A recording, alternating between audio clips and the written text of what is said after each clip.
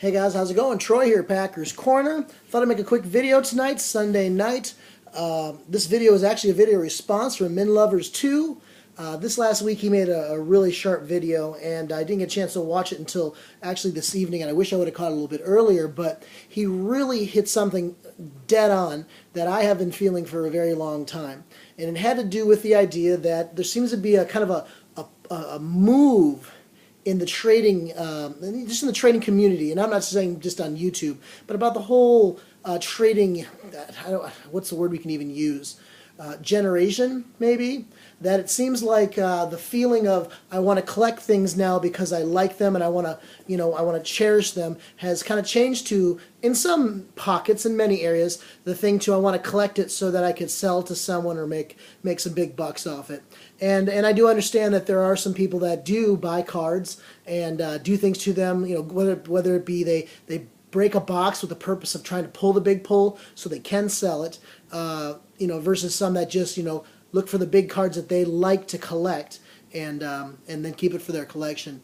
Me personally, I started collecting in the late 70s when I was a kid, and for me, if I opened a pack of cards and I got a Robin Yount or a Paul Molitor or a Cecil Cooper, because grew up in Milwaukee, that was a home run pack for me. It wasn't just about the more expensive cards.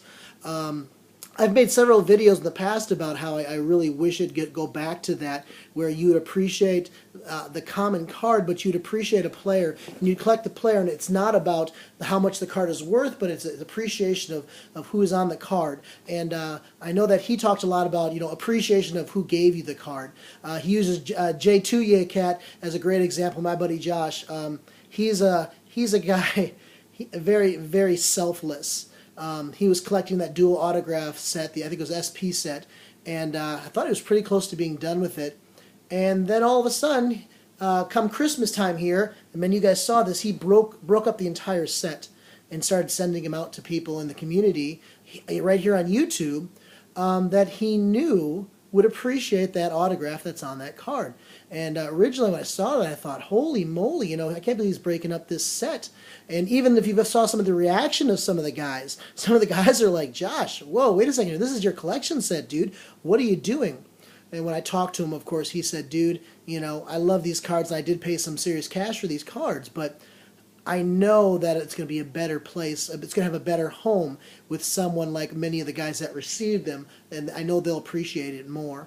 And that's how I see my card collecting. I collect Packers, as everyone knows, my name Packerscorner.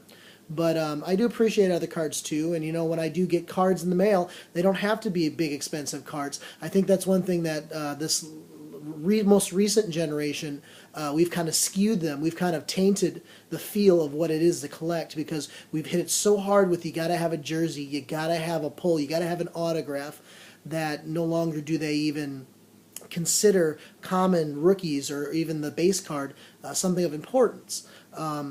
All the guys that ever would send me cards, whether it be a base or whatever they offer to me, completely cherish it, and I love it to death. Put it in my side collection, and that's mine. That's something that I'm going to hang on to, because I'm going to remember that these guys added this piece to my collection. And my sons actually saw this. I've gotten a lot of cards from you guys that maybe were intended for me, but my son ended up taking them and putting them in his room on his dresser, and that's something that I really cherish. Another thing I got to say, guys, is a lot of you, and you guys all know who you are, have sent me cards for my students in my classroom.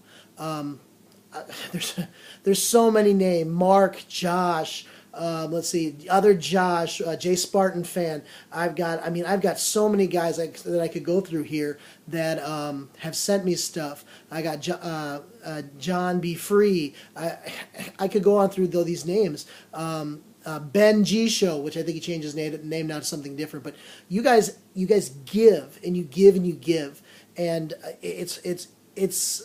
it's so good to see the example of selflessness. And I always use this as an example. My buddy Ben at the Ben G Show, he sent my family several months ago. He actually sent me this, and this actually plays. Plays Nintendo games. I told him that we love playing certain games, and he actually sent me a system to play these old Nintendo games. You talk about a blessing. I don't know how much these cost. I've never priced them. It wasn't the point. It was, my goodness, someone is willing to send. My wife could not believe that. Why did he send you this? And it was the fact that he just wanted to have someone appreciate what he also appreciates too. And my wife did get excited though. She had to go out and buy the Burger Time game, one of her favorite games, just so that she could play it. But guys, I think you're right. It is about sharing what you have. It's about putting a card in a place where it belongs, in a collection that it belongs. And are there times where you do have a big card and you're not in a financial position to send it to someone? You know what? I 100% yes. There's times where I've gotten a card or I pulled a card and I'm thinking to myself, oh man, Billy or Joey would really love this card. But man, where my family is at this point, I gotta try and sell it just so I can get that $50 to help pay for whatever that month. And I think that's fine. There's some of you guys that are thinking maybe you get a big card from someone, and if you guys haven't seen my channel before, I actually have a hit list of guys I got to hit back, and I've actually been collecting things for the last probably month and a half now, waiting till after this New Year's to kind of start hitting people back, just to get some money together. But guys, if you get hit by someone, I know you want to hit them back. And sometimes you're not able to, and that really cuts. I know some of you guys are like, man, I want to get these good cards, but I don't know how I'm going to get them back. You know what? You get them back with what you can. You know what? It is the thought that counts. If I do send someone a card, and the card is more than they ever could possibly get, that could be the reason why the person sent you the card, is that he knows you're that fan, and he knows that this may be a card that you're not able to get right now, and they want to bless you with that card. And you know what? You'll get them back sometime. We know it will come around. But anyways, Minlovers2, I really do appreciate this video that you posted, and it'd be interesting to see whoever wins or is drawn for those prizes, what will be done with them.